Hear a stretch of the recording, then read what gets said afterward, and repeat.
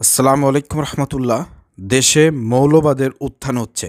VP নূর, প্রিয় দর্শক, VP Nurul হক নূরের এই মন্তব্যটি ঘিরে বর্তমান সোশ্যাল মিডিয়া তোলপাড়। অনেকেই ভিপি নূরকে বিকাশ নূর বলেও সম্বোধন করতেছে। আসলে মূল ঘটনা কি? আসলে ভিপি নূর কি এরকম কোনো কথা বলেছে, নাকি তার নামে অপপ্রচার চালানো হচ্ছে? আজকে যারা ভিডিওটি ওপেন করেছেন আপনাদেরকে সত্যটা জানতে হবে। ভিপি নুরুল হক নূরের বিরুদ্ধে কথা বলতে গেলে অবশ্যই সত্য মিথ্যা যাচাই করেই কথা বলতে হবে। কারণ ভিপি নুরুল হক নূর এই ২৪-এর আন্দোলনের আগেও তিনি এই দেশের মানুষের কাছে হিরো ছিলেন।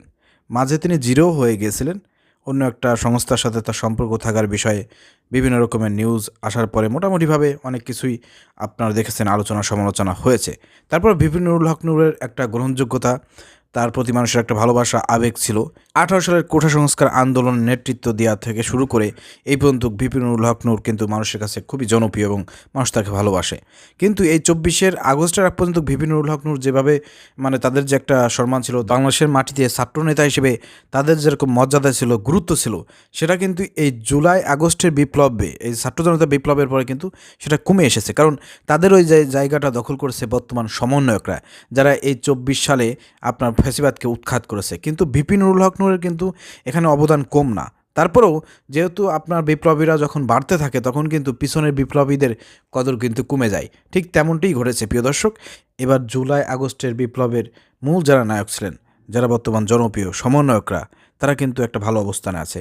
ভিপি নুরুল হক নূরও কিন্তু এবারের আন্দোলনে কিন্তু অনেক রক্ত দিয়েছেন, অনেক নির্যাতনের শিকার হয়েছেন। আপনারা জানেন, ভিপি নুরুল হক নূরের সেই বাণীটি আমার মনে পড়ে, আপনাদেরকে একটু আমি বলতে চাই। আমি একটু পরে বিস্তারিত আপনাদের সামনে বলবো যে আসলে ভিপি নুরুল হক নূর এই ধরনের কোনো কথা বলছেন কিনা যে দেশে আপনার মৌলবাদের উত্থান হচ্ছে। এখন মৌলবাদী বলতে ইসলামপন্থীদের যে উত্থান হচ্ছে, সে ইসলাম ক্ষমতায় আসবে, এটা কিন্তু সবাই বুঝতে পারতেছে। সেজন্য ইসলামের বিরুদ্ধে কিন্তু ষড়যন্ত্র চলতেছে। তো ভিপি নুরুল হক নূর কি তাদের সাথে তাল মিলিয়ে, বিএনপির সাথে তাল মিলিয়ে ইসলামের সাথে ষড়যন্ত্র করতেছে কিনা, এই বিষয়টা আমি ক্লিয়ার করবো একটু পরে। তার আগে আমি একটু বলতে চাই আপনাদেরকে, এই যে জুলাই আগস্টে ভিপি নুরুল হকের যে অবদানটা, এটা অস্বীকার কেউ করতে পারবেন না। আপনারা জানেন যে ভিপি নুরুল হক নূরকে কিন্তু গ্রেপ্তার করা হয়েছিল। গ্রেপ্তার করার পর তাকে এমন রিমান্ড দিয়েছিল, এমন নির্যাতন করেছিল যে তাকে কিন্তু আদালতে ওঠানো যাচ্ছিল না। পুলিশরা তাকে কাঁধে ভর করেও এইভাবে আপনার কোলে করে নিয়ে কিন্তু আদালতে তাকে উঠাইছে। আপনারা দেখতে পেয়েছেন তার দৃশ্য। সে কিন্তু সেখানে কিন্তু সাংবাদিকদেরকে বলেছে যে আমার উপর ব্যাপক পরিমাণ নির্যাতন চালানো হয়েছে, আমাকে উপর ফেলে হাত পা বেঁধে আমাকে পিটানো হয়েছে, মদ খেয়ে আমাকে পিটিয়েছে, বিভিন্ন রকমের নির্যাতনের বর্ণনা আপনারা শুনেছেন। তারপরেও ভিপি নুরুল হক নূর কিন্তু ভ্যান গাড়ি থেকে সে কী বলেছে, বলছে এই সরকার কিন্তু ৯০% ইতিমধ্যে পতন হয়ে গেছে, আর মাত্র 10% লাগবে, আপনার 10% ধাক্কা দেন। এই যে ভিপি নুরুল হক নূরের ওই সময়ের যে কথাটা, ওই কথাটা কিন্তু ছাত্রদের মধ্যে একটা স্পিরিট কাজ করেছে। ওই স্পিডে কিন্তু দেখা যাচ্ছে ছাত্র জনতা কিন্তু 10% ধাক্কা দিয়ে কিন্তু এই সরকারের পতন ঘটিয়ে দিয়েছে। তো ভিপি নুরুল হক নূরের অবদান কিন্তু এই জুলাই আগস্টের আন্দোলনে অনেক আছে। তো যাই হোক, আমি এটা ভিপি নুরুল হক নূরের যে অবদানটা সেটা একটু প্রথমে আমি বর্ণনা করলাম। এখন আমরা মূল আলোচনাটা আপনাদেরকে একটু পড়ে শোনাবো। এটা আমার দেশ পত্রিকায় নিউজ করেছে যে বিদেশে বাংলাদেশের নেতিবাচক প্রচারণা হচ্ছে। নুরুল হক নূর বাংলাদেশকে নিয়ে বিদেশে নেতিবাচক প্রচারণা হচ্ছে। একটা জিনিস মাথায় রাখতে হবে, বাংলাদেশে হিসাব নিকাশ করে কথাবার্তা বলতে হবে। কারণ ওই বিদেশের কোনো সাহায্য সহযোগিতায় কিন্তু বাংলাদেশে আমরা ফ্যাসিবাদকে উৎখাত করি নাই। অর্থাৎ দেশের মানুষকে নিয়ে রাজনৈতিকভাবে দেশের মানুষের পালস বুঝে আপনাদেরকে কথা বলতে হবে। এখানে কোনোভাবে যদি আপনি ওই বিদেশে কী ভাবলো না ভাবলো এসব চিন্তা ভাবনা করে যদি আপনি দেশের মুসলমানদেরকে, মৌলবাদীদেরকে দোষ দেন, বিভিন্ন রকমের কটাক্ষ করে কথা বলেন, নিচু করে কথা বলেন, তাহলে কিন্তু এই দেশের জনগণ কিন্তু আপনাকে প্রত্যাখ্যান করবে। ভিপি নুরুল হক নূর সে যেই হোক না কেন, সে যদি দেশের জনগণের বিপক্ষে যায়, মুসলমানদের বিপক্ষে যায়, ইসলামী দলগুলোর বিপক্ষে চলে যায়, তাহলে দেশের জনগণ তাকে বর্জন করবে। তাই হোক, এই কথাটা আমি বলে রাখলাম। প্রিয় দর্শক, আমরা একটু বিস্তারিত পড়ব।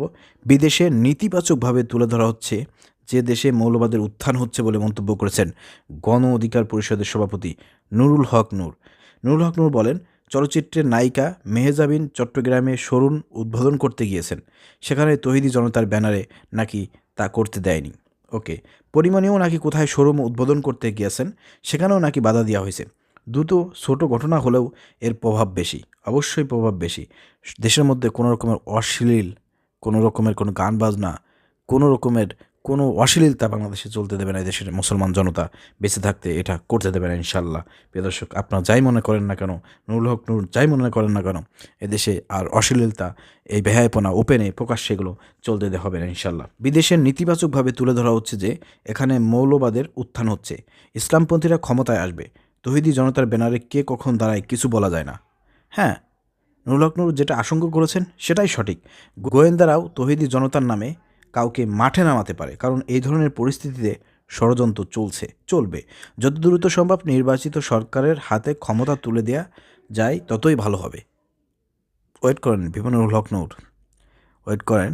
সংস্কার আগে হোক। নির্বাচন ব্যবস্থার জন্য যে একটা ফিল্ড দরকার, ফ্রি ফেয়ার ইলেকশন, সেই ফিল্ড তো আগে তৈরি করতে হবে। এত তাড়াহুড়া করলে হবে না। বিএনপি সুরে কথা বলেন না, অপেক্ষা করেন, প্রয়োজনে সংস্কার হোক, তারপরে নির্বাচন হবে, ঠিক আছে?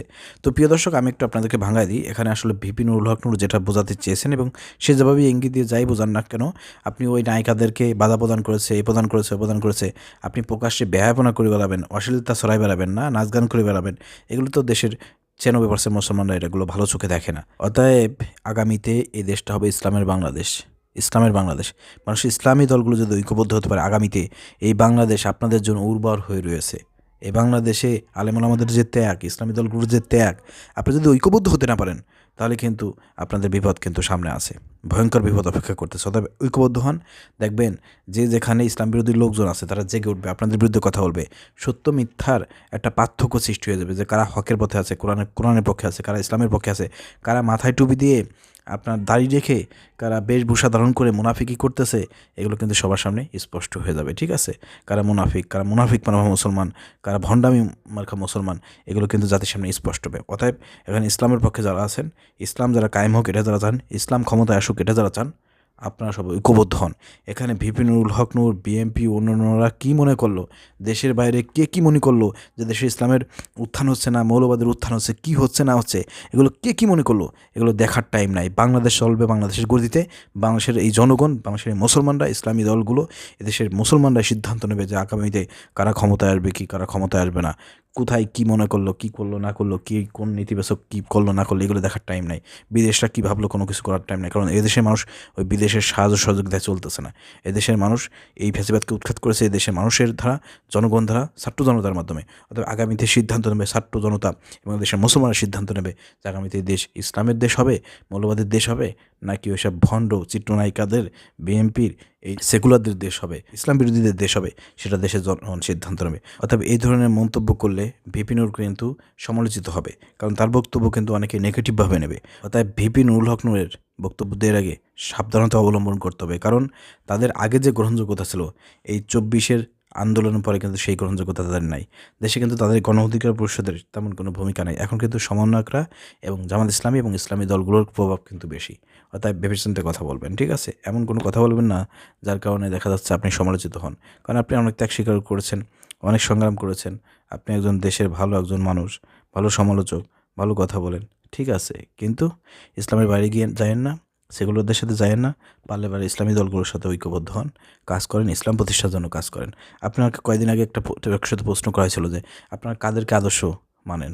আপনি বলেছিলেন যে আমাদের ব্যক্তিগত কোনো ব্যক্তিকে আমরা আদর্শ মানি না, আমাদের একজন আদর্শ হযরত মুহাম্মদ সাল্লাল্লাহু আলাইহি সাল্লাম। তো রাসূল সাল্লাল্লাহু আলাইহি সাল্লামকে যদি আদর্শ আপনি মানেন, তাহলে আপনি রাজনীতি কেন রাসূল সাল্লাল্লাহু আলাইহি সাল্লামের আদর্শ ফলো করতেছেন না? এই প্রশ্নটা আমি আপনার কাছে রেখে গেলাম। ভিডিওটা শেয়ার করে দেবেন। আসসালামু আলাইকুম রহমতুল্লাহ।